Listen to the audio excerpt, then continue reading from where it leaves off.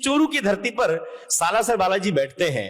आप कल्पना करिए कि वानर कुल में जन्म लेने वाला एक सामान्य वानर अपने कर्म से इस दुनिया के सबसे बड़े आराध्य भगवान राम की पंचायत में बैठने का सौभाग्य पा लेता है।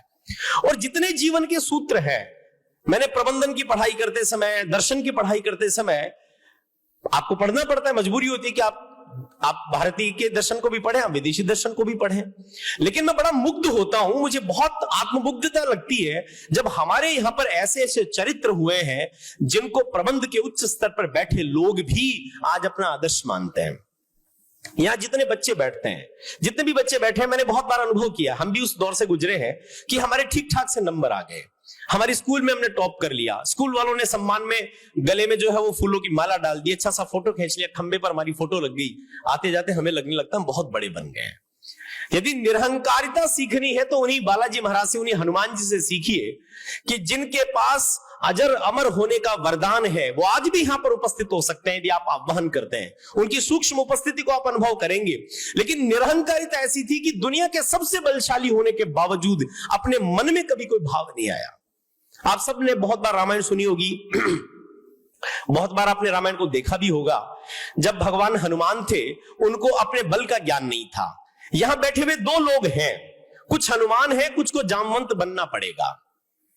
जो पेरेंट्स बैठे हैं, जितने अभिभावक बैठे हैं, जितने महनीय लोग बैठे हैं, मैं इनसे कहता हूं कि आप बच्चों को धन मत दीजिए। हमारे शास्त्रों में बहुत पहले कह दिया गया कि पूत सपूत तो क्यों धन संचय, पूत कपूत तो क्यों धन संचय। आवश्यकता नहीं है धन की, क्योंकि यदि आपके पुत्र या पुत्री में सामर्थ्य होगा तो धन कमा लेगा, और कुपुत्र है तो जितना कमाए वो सब खो देगा। आप उसको दे क्या सकते हैं? आप उनको दे सकते हैं आत्मविश्वास, आप उनको दे सकते हैं उत्साह।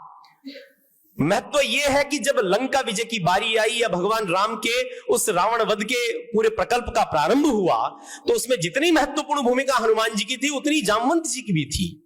मतंग ऋषि के आशीर्वाद से हनुमान जी को यह श्राप था कि वो जब चाहेंगे तब अपनी स्मृतियां विस्मृत हो जाएंगी, अपने बल का उनको भान नहीं रहेगा।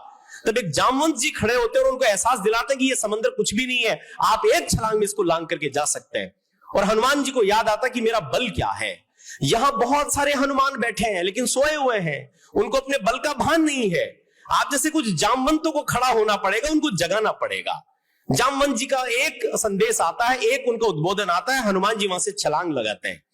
और आप सबने देखा होगा कि सबसे पहले सुरसा नाम की एक महिला से उनका सामना हुआ। एक सुरसा नाम की एक राक्षसी थी, और उसमें दम यह था कि उसने हनुमान जी का रास्ता रोक लिया।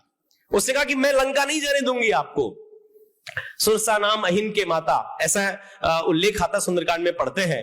और सुरसा ने कह दिया कि यदि आपको इस समंदर को लांघना है तो सबसे पहले मेरे से मुकाबला करिए। सुरसा ने अपना मुख खोल लिया, 1 योजन का बड़ा सा मुख बना लिया। हनुमान जी ने अपना उसको डबल कर दिया।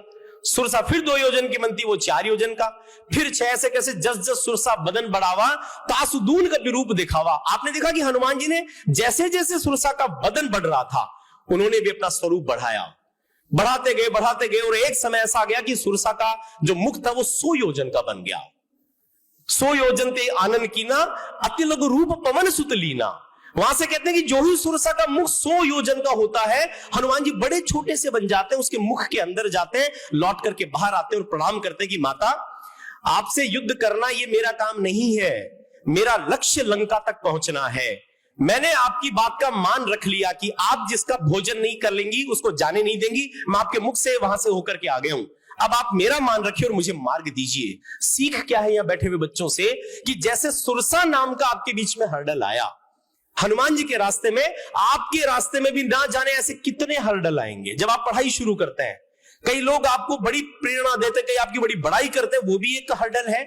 मोबाइल भी बहुत बड़ा हर्डल है, और जीवन में आने वाले नए नए दौर भी हर्डल है। क्योंकि जब इस 14, 15, 16 वर्ष की उम्र में आप आते हैं तो आपके जो बायोलॉजिकल चेंज आते हैं, आपको लगता है कि दुनिया बदल सकता हूं मैं, न जाने कुछ भी कर सकता हूं। वहां अपने आप को संयमित रख के, अपनी बुद्धिमत्ता से काम करके फिर आगे बढ़ना, यह आप भगवान हनुमान से सीख सकते हैं।